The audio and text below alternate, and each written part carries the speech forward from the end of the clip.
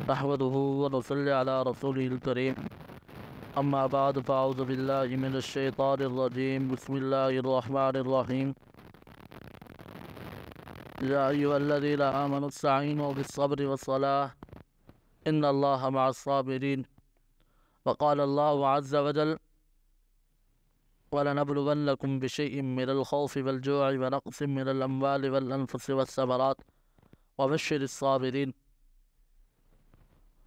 صدق اللہ العظیم۔ انتہائی واجب الاحترام میرے بھائیوں، بزرگوں اور دوستوں، آج میں آپ حضرات کے سامنے صبر اور خدمت خلق کے عنوان پر چند باتیں عرض کروں گا۔ اللہ رب ذوالجلال سے دعا ہے کہ مجھے اکثر بیان کرنے کی توفیق عطا فرمائے اور اس پر ہم سب کو عمل کرنے کی بھی توفیق عطا فرمائے۔ میرے دوستو، آزمائشیں، مصائب اور تکالیف دنیاوی زندگی میں لازم اور ملزوم ہیں۔ اللہ تبارک و تعالی اپنے بندوں کو کبھی مرض سے، کبھی جان و مال کی کمی سے، کبھی دشمن کے خوف و ڈر سے، کبھی کسی نقصان سے، کبھی آفات و بلیات سے اور کبھی انت نئے فتنوں سے آزماتا ہے۔ لیکن ایک کامل مومن کا یہ شیوا نہیں کہ وہ مصائب اور مشکلات کی گھڑیوں میں صبر کی دامن کو چھوڑ دے، بلکہ صبر و استقامت کا مظاہرہ کرے، جس پر اللہ تعالیٰ نے اور اس کے حبیب کریم صلی اللہ علیہ وسلم نے انعامات کا وعدہ فرمایا ہوا ہے۔ اللہ تبارک و تعالیٰ نے قرآن مجید میں ارشاد فرماتے ہیں، ہم ضرور بالضرور تمہیں آزمائیں گے، کچھ خوف اور بھوک سے اور کچھ مالوں اور جانوں اور پھلوں کے نقصان سے، اور اے حبیب کریم صلی اللہ علیہ وسلم، آپ ان صبر کرنے والوں کو خوشخبری سنا دیجئے۔ آپ صلی اللہ علیہ وسلم نے ارشاد فرمایا، سب سے زیادہ مصائب اور شدائد میں انبیاء علیہ السلام ہوتے ہیں، پھر اس کے بعد درجہ بدرجہ دوسرے افضل لوگ آدمی کی اس کی دینداری کے لحاظ سے آزمائش ہوتی ہے۔ اگر وہ دین میں سخت ہوتا ہے تو اس کی آزمائش بھی سخت ہوتی ہے، ورنہ ہلکی آدمی پر مصائب کا سلسلہ اس وقت تک رہتا ہے کہ وہ زمین پر بغیر گناہ چلتا ہے، یعنی مصائب کی وجہ سے اس کے سارے گناہ دھل جاتے ہیں۔ ایک اور حدیث پاک میں آیا کہ آپ صلی اللہ علیہ وسلم نے ارشاد فرمایا کہ مرد مومن کو جو بھی دکھ، درد، جو بھی بیماری اور پریشانی، جو بھی رنج و غم اور جو بھی اذیت و تکلیف پہنچتی ہے، یہاں تک کہ جو کانٹا بھی اسے چبھتا ہے تو اسے اللہ تعالیٰ اس کے ذریعے اس کی گناہوں کی صفائی کر دیتے ہیں۔ حدیث قدسی کے اندر اللہ تعالیٰ فرماتے ہیں کہ میری عزت اور میری جلال کی قسم، جس شخص کی میں مغفرت اور بخشش کا ارادہ کرتا ہوں تو اس کے جسم کو بیماری میں ڈال کر، اس کی روزی کو تنگ کر کے اس کی ہر غلطی اور گناہ کو مٹا دیتا ہوں۔ تو میرے بھائی بزرگوں، دوستو، اس بات سے معلوم ہوا کہ مصائب اور تکالیف میں بندے کا رجوع اللہ تعالیٰ کی طرف سے ہو تو یہ مصائب اس کے حق میں رحمت خداوندی کا باعث ہے اور بخشش کا بھی سامان ہے۔ لیکن بندہ چونکہ کمزور ہے، جلد باز ہے، وہ رحمت خداوندی کا ادراک تو نہیں کر سکتا کہ اپنے آپ کو ہر وقت خوشحال دیکھنا چاہتا ہے، اسے اللہ تعالیٰ سے عافیت طلب کرتے رہنا چاہیے، دعاؤں کے اہتمام کے ذریعے اللہ رب العزت کی بارگاہ میں اس بات کی التجا کرتا رہے کہ اللہ ہماری بیماری کی نعمت کو صحت کی نعمت اور بے روزگاری کی نعمت کو روزگار کی نعمت سے بدل دے۔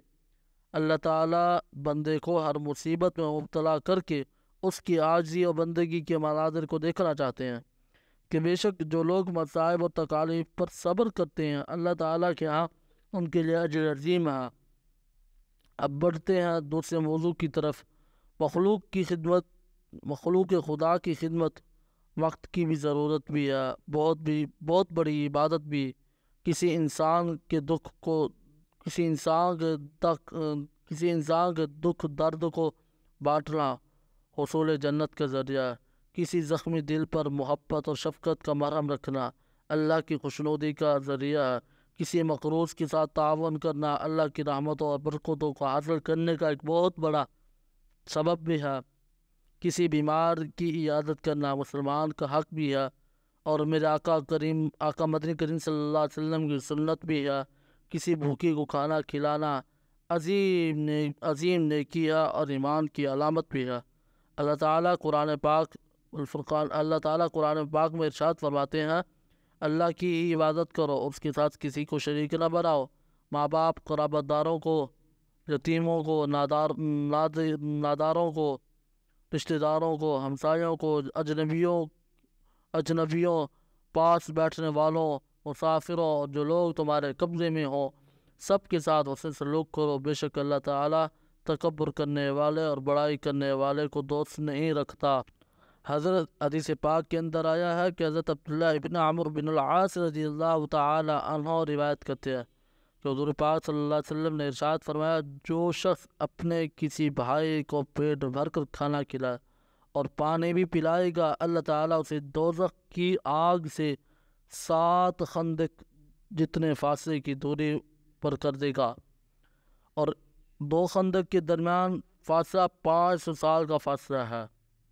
آپ صلی اللہ علیہ وسلم نے ارشاد فرمایا،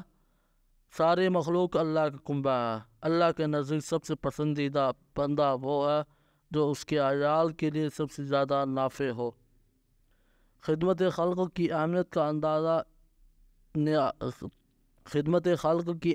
اندازہ آپ نے لگا لیا کہ جب آپ صلی اللہ علیہ وسلم پر پہلی وحی نازل ہونے کے بعد گھر میں آپ صلی اللہ علیہ وسلم تشریف لائے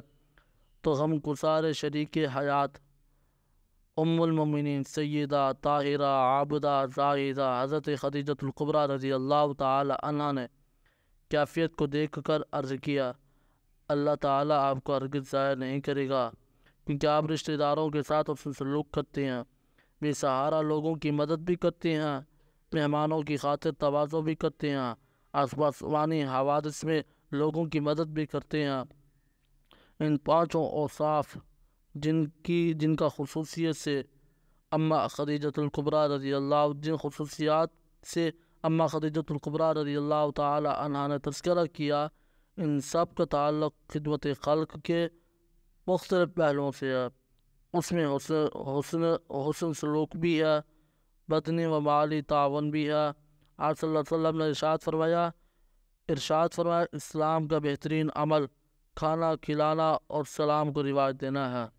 آپ صلی اللہ علیہ وسلم نے ارشاد فرمایا جو آسودہ ہو کر کھائے اس کا پڑوسی بھوکا ہو وہ مسلمان نہیں ہو سکتا۔ حضرت عبداللہ ابن عمر رضی اللہ تعالیٰ عنہ سے روایت ہے کہ رسول اللہ صلی اللہ علیہ وسلم نے ارشاد فرمایا مسلمان کا بھائی ہے، نہ دوسرے پر ظلم کرتا ہے نہ اسے دشمن کی سپرد کرتا ہے۔ جو مسلمان بھائی کی ضرورت میں کام آئے گا اللہ تعالیٰ اس کی ضرورت میں کام آئے گا، اور جو کسی مسلمان کے رنج و غم کو دور کرے گا اللہ تعالیٰ قیامت کے دن اس کی مصیبت کو دور کرے گا۔ جو کسی مسلمان کی آگ کو چھپائے گا اللہ تعالیٰ قیامت کے دن اس کی آگ کو چھپائے گا۔ میرے بھائیوں بزرگوں دوستو، خدمت خلق سے بندہ اللہ کی رضا اور اس کے قرب کا حقدار بن جاتا ہے۔ اللہ اس شخص کو پسند بھی فرماتا ہے جو انسانوں کے لیے نفع بخش ہو۔ خدمت کا سب سے اہم ترین فائدہ یہ ہے کہ خادم و مخدوم کے درمیان محبت و الفت کو فروغ حاصل ہوتا ہے، باہمی قرابت بڑھتی ہے۔ اس کے باعث انسان برے اخلاق اس کے دامن و فریب سے نجات حاصل کر سکتا ہے۔ کبر و نحوت، ظلم و جبر و تشدد جیسے خطرناک بیماریوں کا علاج خدمت خلق کے ذریعے کیا جا سکتا ہے۔ خدمت خلق کے لیے محبت، شفقت اور ہمدردی، اخلاص کے علاوہ ایثار و قربانی کا جذبہ بھی پیدا ہوتا ہے۔ خدمت خلق کا فائدہ یہ ہے کہ اللہ تعالیٰ غیب سے ان کی مدد بھی فرماتا ہے، اور اللہ تعالیٰ بندے کی مدد کرتا رہتا ہے جب تک بندہ اپنے بھائی کی مدد کرتا رہتا ہے۔ حدیث پاک کے اندر آیا ہے کہ حضرت ابو موسیٰ اشعری رضی اللہ تعالی عنہ سے روایت ہے کہ جناب محمد رسول اللہ صلی اللہ علیہ وسلم نے ارشاد فرمایا مومن دوسرے مومن کے لیے ایک عمارت کی طرح ہے، اسی عمارت کا بعض حصہ دوسرے حصے کو مضبوط کر دیتا ہے۔ رسول اللہ صلی اللہ علیہ وسلم نے واضح الفاظوں میں ارشاد فرمایا لوگوں میں بہترین شخص وہ ہے جو دوسروں کو نفع پہنچائے۔ اللہ تبارک و تعالی اللہ پاک کی نعمتوں کو بانٹنے سے اللہ پاک نعمتوں کو بانٹنے سے بڑھاتا، کم نہیں کرتا۔